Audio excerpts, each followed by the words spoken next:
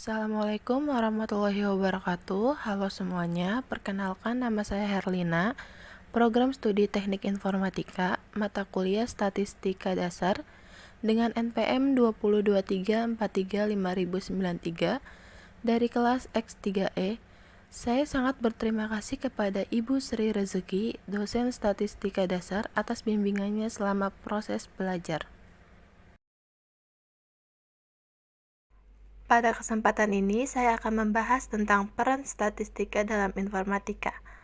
Ada 3 poin utama yang akan saya sampaikan, yaitu yang pertama, definisi statistika dan statistik. Yang kedua, jenis-jenis statistik. Yang ketiga, jenis-jenis data.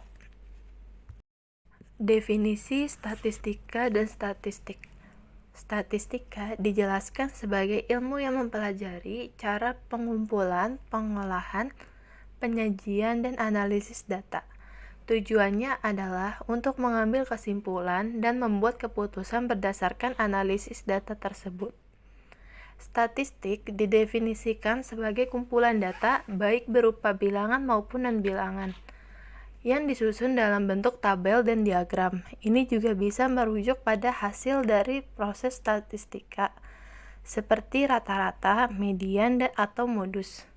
Tujuannya untuk membantu mengambil keputusan yang didasarkan pada data dan fakta. Perbedaan statistika dan statistik. Statistika adalah ilmu yang mempelajari pengumpulan, analisis, dan interpretasi data untuk membuat keputusan yang tepat. Statistika digunakan untuk mengolah data menjadi informasi yang dikenal dengan statistik yang mudah dipahami oleh semua orang. Statistik adalah data yang dikumpulkan dan dianalisis untuk tujuan statistik. Data ini digunakan untuk mendapatkan gambaran mengenai data yang telah dikumpulkan dan dianalisis sebelumnya. Jenis-jenis statistika. Yang pertama, statistika deskriptif. Statistika deskriptif berfokus pada penyajian dan penyederhanaan data dalam bentuk yang mudah dipahami. Tujuannya adalah untuk memberikan gambaran umum atau ringkasan tentang karakteristik data yang dikumpulkan.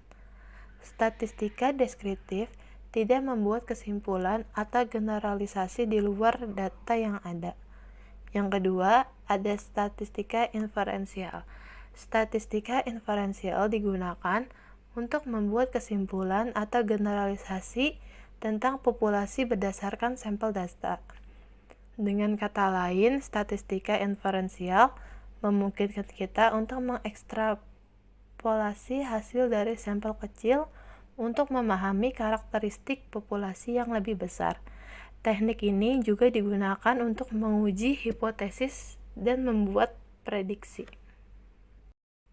Contoh alat dan teknik dalam statistika deskriptif. A. Ukuran pemusatan dibagi menjadi 3. Yang pertama adalah rata-rata atau mean, yaitu nilai rata-rata dari semua data. Yang kedua ada median, nilai tengah dari data yang sudah diurutkan. Yang ketiga ada modus, nilai yang paling sering muncul dalam data. Yang B, ukuran penyebaran dibagi menjadi 3. Yang pertama ada rentang atau range, selisih antara nilai tertinggi dan terendah. Yang kedua ada simpangan baku atau standar deviasi, yaitu mengukur seberapa jauh data penyebaran dari nilai rata-rata.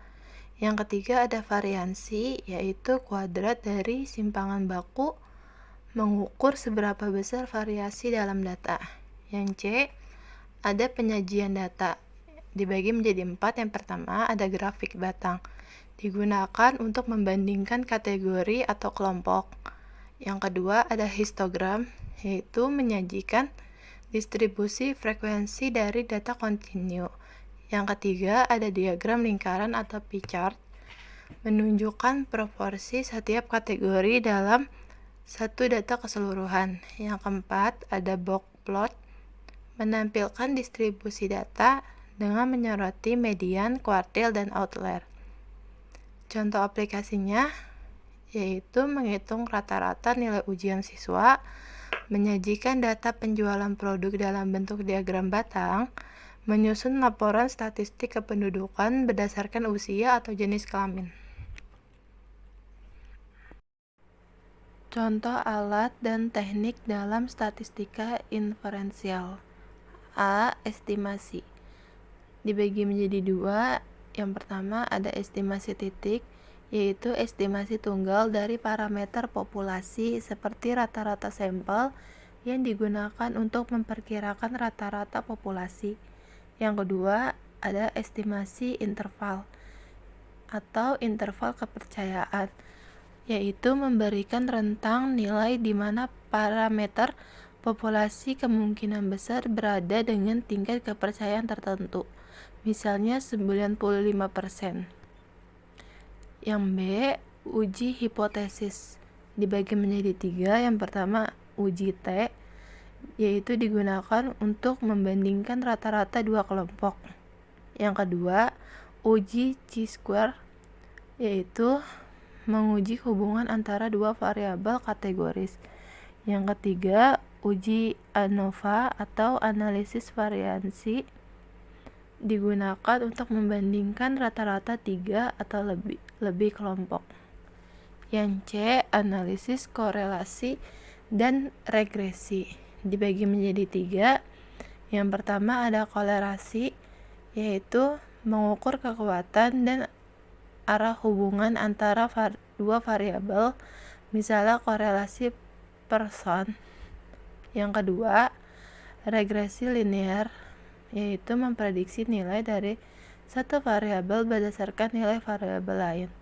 Yang ketiga, regresi logistik, yaitu digunakan untuk memprediksi probabilitas suatu kejadian, misalnya ya atau tidak berdasarkan variabel input.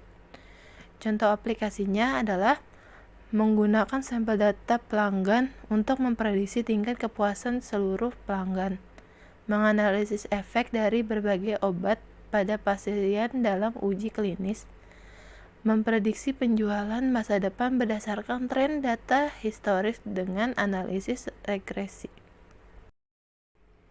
Definisi data. Data adalah kumpulan fakta, angka, atau informasi yang dapat diolah untuk menghasilkan sebuah makna.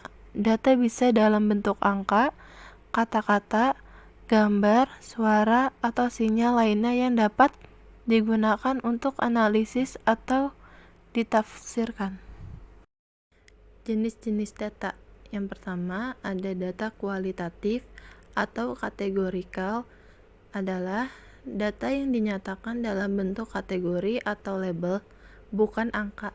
Data ini digunakan untuk menggambarkan kualitas, atribut, atau ciri dari suatu objek atau fenomena.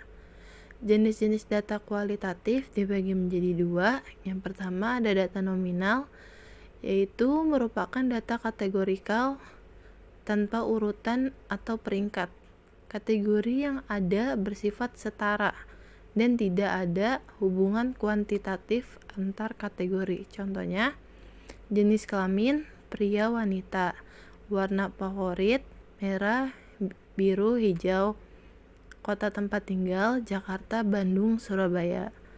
Yang kedua ada data ordinal, data kategorikal yang memiliki urutan atau peringkat, tetapi jarak antar kategori tidak diketahui atau tidak sama. Contohnya, tingkat pendidikan SD, SMP, SMA, S1.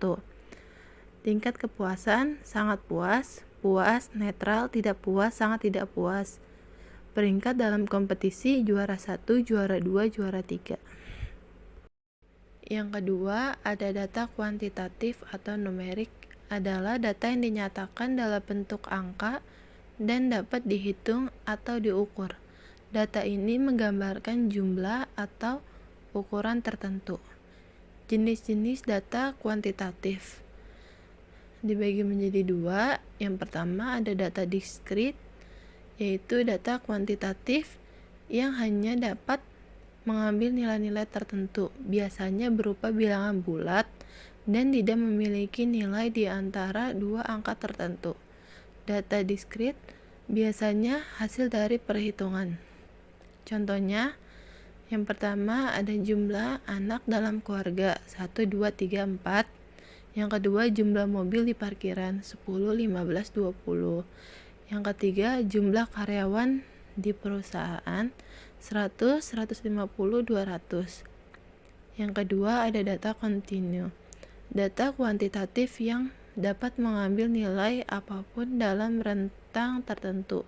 Data ini hasil dari pengukuran dan bisa memiliki nilai desimal. Contohnya, tinggi badan 165,5 cm, 170,2 cm, berat badan 60,5 kg, 72,3 kg, suhu udara 25,4 derajat Celcius, 30,7 derajat Celcius. Demikianlah presentasi yang dapat saya sampaikan. Saya berharap materi ini dapat memberikan wawasan yang bermanfaat dan memberi inspirasi untuk langkah-langkah selanjutnya. Terima kasih atas perhatian dan partisipasinya. Sekian, terima kasih.